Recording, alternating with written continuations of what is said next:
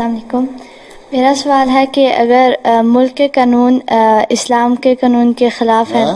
میرا سوال ہے کہ اگر ملک کے قانون اسلام کے قانون کے خلاف ہیں تو ہمیں کیا کرنا چاہیے؟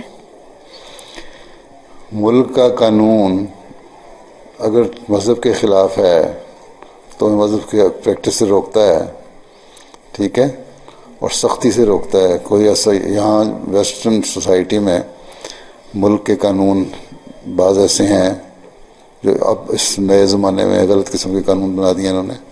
ادروائز تو پاکستان میں بھی قانون احمدیوں کے خلاف ہے نا. وہ کہتے ہیں تم نماز نہ پڑھو، تم کلمہ نہ پڑھو، تم اپنے آپ کو مسلمان نہ کہو. لیکن احمدی وہاں رہتے بھی ہیں، نمازیں بھی پڑھتے ہیں، کلمہ بھی پڑھتے ہیں، مسلمان بھی کہتے ہیں. سزا ملتی ہے. جو قانون تمہارے ملک تمہارے مذہب سے زبردستی روکتا ہے اس کو تم نے اس کا ریئیکشن نہیں دکھانا ہے، ایسا شدید جواب نہیں دینا کہ تم لوگوں کو مار دھاڑ شروع کر دو، لیکن اپنے کام کیے جاؤ جو مذہب تمہیں کہتا ہے. لیکن اگر یہاں تمہاری قانون سے مراد کس قسم کا قانون ہے جو ٹکراتا ہے مذہب کے خلاف؟